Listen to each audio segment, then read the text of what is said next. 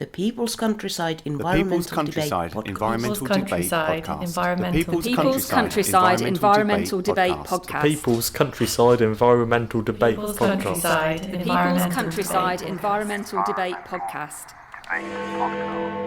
The world is not just meaningless, but also absurd. What do you think? Is Reform UK really a political party outside of the UK establishment?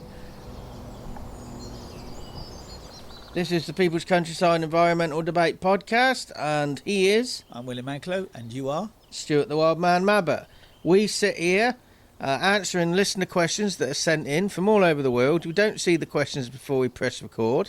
Nope. The first question today is from Paul in Queensland, Australia. Who's the second question from? The second question is from somebody in Poland, which I'm not even going to try and pronounce. Grzegorz. Yes. Where are they from?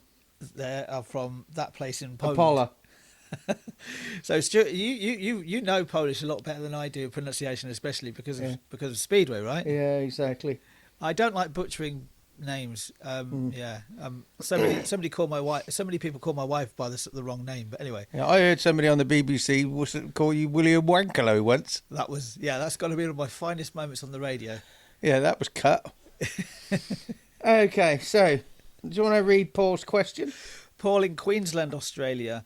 Nothing is morally right or morally wrong. Right, wrong and morality don't even exist in some people's eyes. The world is not just meaningless, but also absurd. What do you think? The human world is definitely absurd. We are an absurd animal. We shouldn't really have been able to get to this part of our evolution, really. Just by the way we have treated each other over the millennia. I don't like the hat you're wearing, I'm going to kill you sort of attitude. It is absurd, yeah. But don't you think everything beyond humanity is absurd? Life is absurd. The fact that life formed on this planet. Yeah. You know, there was, I think it was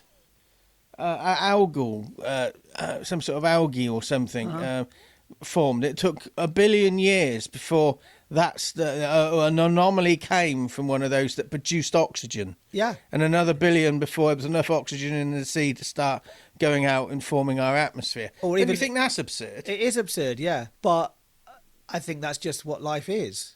I do think that we live on a very unique planet and with very unique circumstances. There are so many circumstances that have led to us having life here.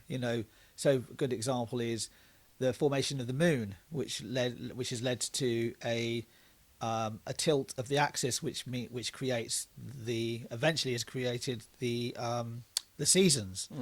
But it's also kept the Earth in a relatively stable rotation. It's been over thousands of years. It's been in the same position. The formation of Jupiter, which cleared a lot of the early debris and detritus from the early solar system, also meant that there were less large meteorite impacts here, which meant that actually life here could actually exist. We haven't had a major impact that would be life threatening for what something like 65 billion years or something like that. I can't remember, 65 million years, sorry.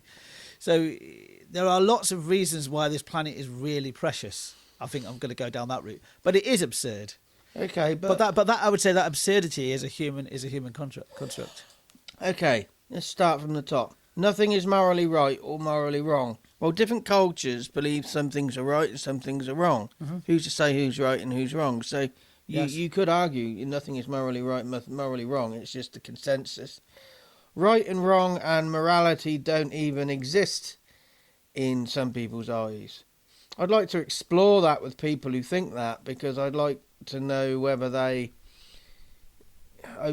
nothing right and wrong or morally, there's no morality apart from within your culture. Who's to say that culture's right? But within that culture, do they believe it doesn't exist? Because if people don't believe it exists enough, you're not going to have differences in culture. So I said we've not read these questions, so I'm just seeing where my thoughts go with that. But I often say I'm not even sure anything exists. Yeah, there's go back to this like a whole idea of absurdity, really. This absurd need for bigger and better things in our lives. A bigger car, a bigger house, and at the end of the day, you're all going to lose it all in the end because we're all going to die, aren't we? We often talk about this avoidance of our own mortality, don't we? Yep. And I think in that in itself is quite absurd because, maybe an action is to think about those people that really matter to you in your life. If you probably can visualize them wherever you're sat right now, whether you're sat on a train or whatever. You can visualize them in your mind. These people are really important to you. Don't let that time slip by, and make sure they know exactly how you feel about them, because life will end. That's the absurdity of life in a way. I don't really have an action for this. I think the action is buried in the conversation. But I want to get on to the pronunciation of this next questioner and the place they're from. Have a go. No. It's Grzegorz. Grzegorz. From? From Opole. Apollo. So the E is pronounced there. Yeah. Grzegorz. Apollo. Grzegorz. No, not sh. Grzegorz. Whatever. We're sponsored for Grzegorz. Right, okay. What's his question? Their question is, notice I didn't try to pronounce the name again. I'm so sorry. Polish pronunciations is not something I'm used to at all. If it was a Finnish name, I'd be right on top of it. Yeah. So the question is Reform UK really a political party outside of the UK establishment? No. End of episode.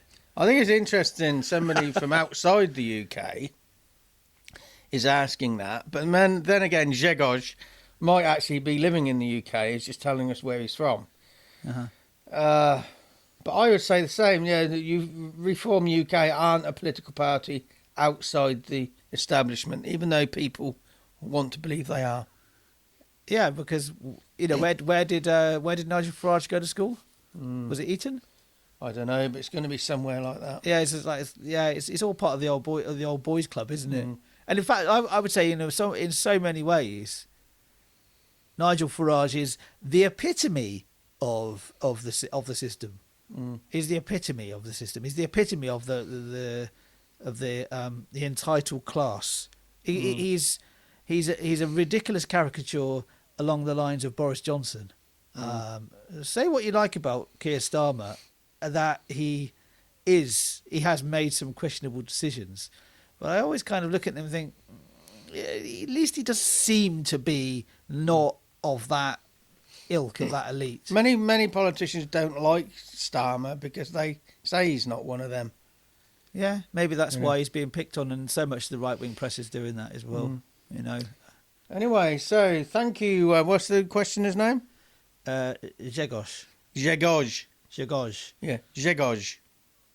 Okay. He'll get there by the end of the lifespan of this podcast. Which is going to be another 5 years or so, isn't it, Stuart? Exactly. Yeah.